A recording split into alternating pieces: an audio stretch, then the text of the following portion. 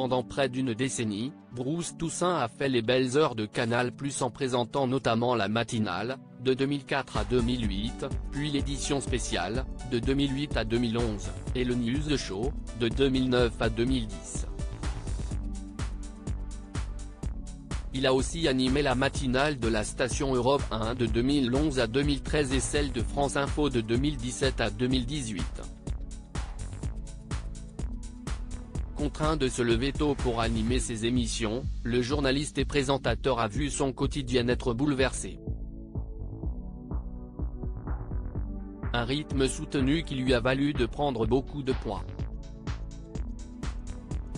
Invité dans l'émission C'est à vous le mardi 4 avril 2023, il s'est dévoilé sans filtre.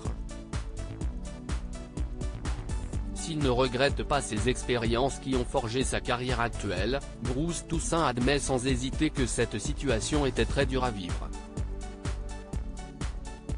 La matinale CIST un peu comme une sorte de religion.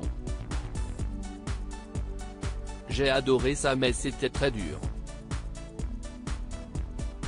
Ça demande un investissement personnel et physique énorme.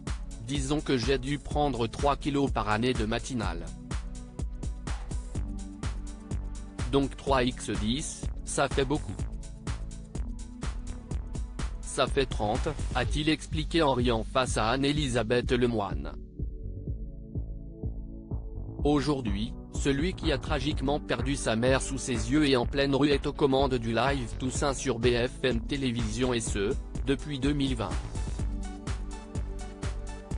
Pour le bien de ce programme, il se lève toujours tôt, mais beaucoup moins qu'avant puisqu'il est à l'antenne à partir de 9h seulement. Un grand soulagement lorsque la chroniqueuse Émilie Tran-Nguyen lui demande si son rythme actuel est plus facile, celui qui est marié à la journaliste littéraire Catherine Fruchon n'hésite pas une seconde. CIST formidable, lance-t-il avec un grand sourire. Pour rappel, Bruce Toussaint est papa d'un garçon prénommé Noé et d'une fille prénommée Lola, qui est d'ailleurs elle aussi journaliste et âgée de 22 ans, dont il ne parle que très peu.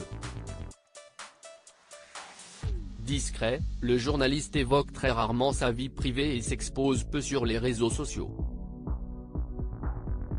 Avec sa femme, il fait quelques rares apparitions publiques à l'occasion mais se contente toujours de parler uniquement de ses projets professionnels.